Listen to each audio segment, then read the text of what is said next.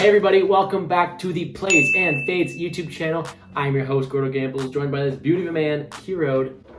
And guess what? We're back for another week of NFL after absolutely destroying last week's man. And we are back after absolutely destroying last week's slate. I mean, come on, man. Cooper Kupp up top. We had Teddy Bridgewater. We had so many great plays, so many great fades. Pat ourselves in the back a little bit. We made our money and we're ready to spend it all again back on this week. And this week's a bit different. This week is full with all the big stars. Last week we didn't have the Packers, we didn't have KC, we didn't have Baltimore's. We're back. A lot of big names, a lot of big stars, and we're ready to take it down. I mean, we've been on fire the first 2 weeks. Make sure you guys leave it a like and hit that subscribe button because, come on. And come on, guys. I say we don't waste any more time. Let's get right into our plays and fades. Our very first play of the week at the quarterback position is going to be anybody with a price tag above 7K. No, for real though, everybody up here this week is going to be an insane option for you. I mean, you have Kyler Murray against that Jacksonville defense, Patrick Mahomes, Yeah. Lamar Jackson against the Detroit defense, and then Russell Wilson's been on fire recently. You really can't go wrong.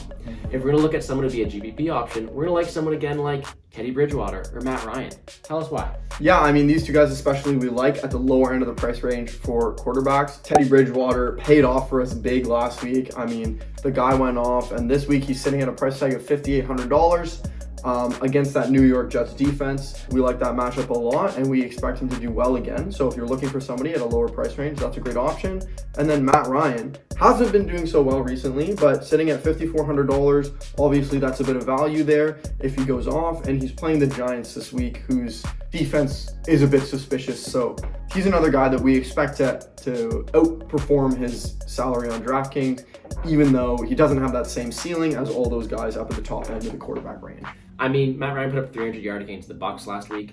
He's looking to do it again against the Giants, so I think he's a really favorable matchup. Probably be really low owned, and he's a great GPP option for us. Someone we're fading this weekend is going to be someone along the likes of a Zach Wilson or someone who's on those teams that they're playing against. I mean, Zach Wilson's had an awful start to his year for the Jets, and then you got to make sure you're fading everyone who got hurt last week. I mean, that's going to be a big name in the game for the week. Is going to be there's no Carson Wentz, it looks like. No Tua. And you just have a bunch of backup quarterbacks. So you have to be really, really careful about who's playing this week because you never know what you're going to get. You also have to be careful of someone like Jameis Winston, who's shown that there's variations of himself that you really just can't trust. So we got to be really careful with that. He's also sitting at an implied total of his game of 41.5 points. So it's going to be a tough look to his price tag in the first place. So you're going to pay up top to get those options, or you're going to get risky with someone like Matt Ryan. I mean, there's a lot of value running backs and wide receivers this week, so make sure you spend up and you get that good quarterback. Moving right along to the running back position. Who do we got this week? I mean, the guy at the very top end of the price range here, Derrick Henry, absolutely crushed it last week. Single-handedly took down my entire fantasy team this past week, so that was not a big feels good, but taking this guy again, I mean, just like the quarterbacks, you pay up for that top end price range, you're going to get some top end value with a huge ceiling. Another guy we like at a lower price tag, down at $6,500, is Sacon Barkley again. I mean, this guy, we expect him to be less injured now. He no longer has an injured designation, which means that we think he's a bit healthier. He's getting back into the flow of things in the game. He's going to get even more touches. And Barkley this week is playing a defense in Atlanta that just gave up 48 points to the Bucs. I mean, it's not looking particularly strong. So Sacon Barkley, one of the best running backs in the league, and once he's getting back into things, he could be an awesome GPP play for you because he has a lower price tag than a guy like Derrick Henry, but he has almost that same ceiling up there. If you want to pay down too, it's hard to ignore the price tag that Clyde Edwards-Helaire has this week. I mean, he did play awful the last time out, and maybe that is why, but I mean, someone who's going in the top 20 of all fantasy leagues now is going to price tag of 4.8K.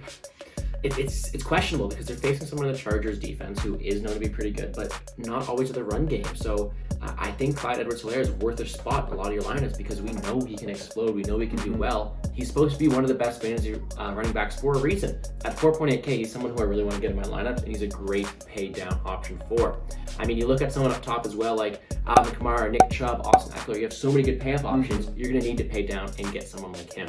A fade for us this week, though, is going to be someone like a Madison. I'm just kidding. He's not going to be. I mean, for some reason, you shouldn't play him. He's at 6K, but he's not going to count. That's not fair. Someone like Darrell Henderson Jr., sitting at a price tag at 5.9K, going up against the Tampa Bay defense. I mean, I wasn't really high on him to start the year, and this isn't a favorable matchup for him. So I'm just going to pass on him altogether. I'd much rather get someone like a Williams sitting there going up against the Detroit defense, a much better matchup for him. Someone like Mike Davis, who is going to have a much better time this week as well. So many different options. I'd much rather stay away from the guy who has a lot of question marks around him. Moving on to the wide receiver position, something that we talked about earlier is that injuries are the name of the game this week. I mean, there's a lot of backup quarterbacks playing. There's a lot of teams that might not have as strong of a passing game this week. So a lot of great pay-up options at running back in particular. So maybe you move some of your salary over there instead of the wide receivers. That said, there are still some great wide receiver options that we have for you today. I mean, not only the quarterbacks too. I mean, Jarvis Landry just gets put in the IR, and if OBJ doesn't play this week, who is the starting wide receiver, or who's the wide receiver number 1 for the Browns? I mean, it's gonna be tough there, and that is where we can find a bit of our value this week. First play of the day is gonna be someone like Rashad Higgins.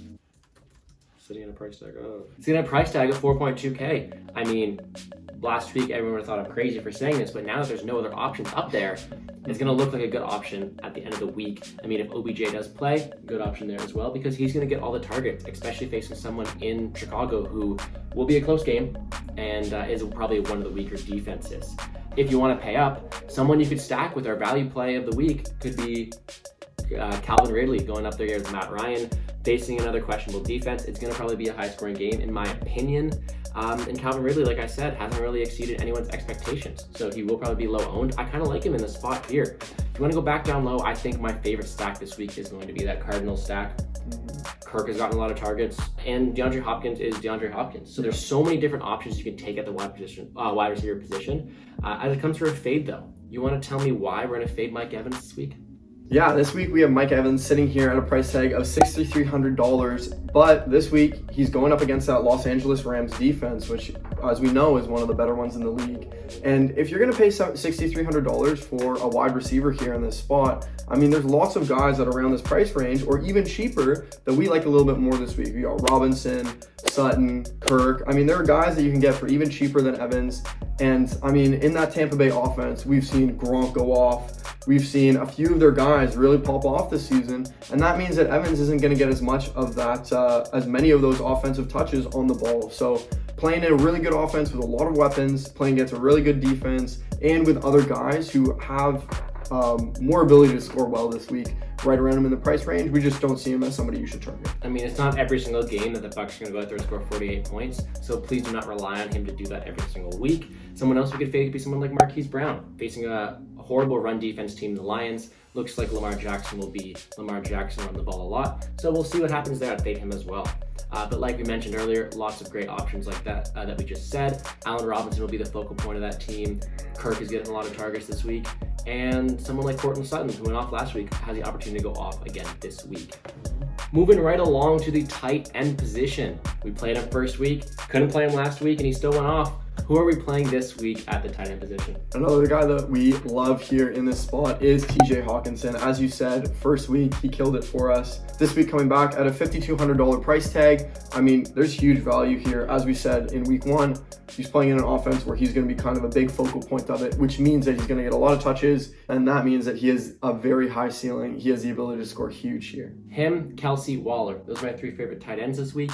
And they're all going to be that focal point of the offense. They're all going to get a lot of touches. He's just $2,000 or $3,000 cheaper than all of them. So someone else who can look down a bit cheaper could be someone that went off for us again last week in Noah Fant, who's again going to have a favorable matchup this week, and he's looked to be really good with Teddy Bridgewater. So many options at tight end. Maybe even pay up for it this week. We've talked about some cheap running backs, talked about some cheap wide receivers. You have the opportunity to pay up, get your Kelseys, get your Wallers, and most importantly, get your TJ Hawkinsons. All right.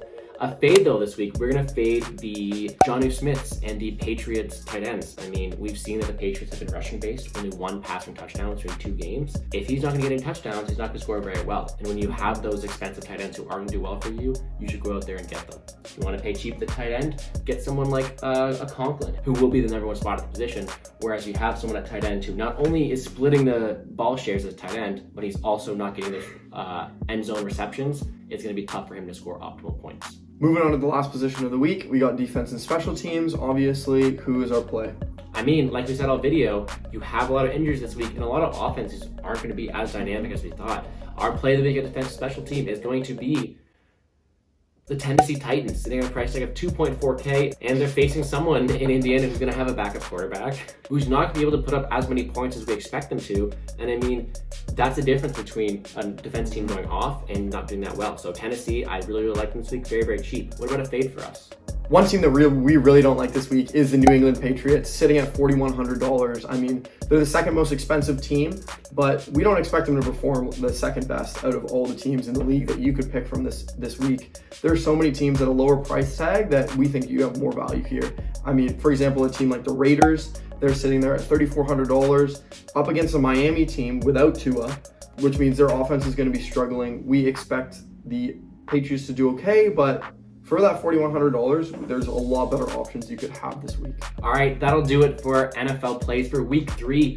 I mean, if you want an extra bonus play at the end of the video, we're not minding someone like Justin Fields, who looks like he might get the start this week. You can also go down and get another running back in Najee Harris, who we saw has the potential to do really, really well. So a lot of options this week. Make sure you guys are following our Twitter account because we will be posting a lot of stuff on there as well. Check out our UFC video as well because we were doing a free giveaway there too. Make sure to subscribe, press the like button, and let's make some money.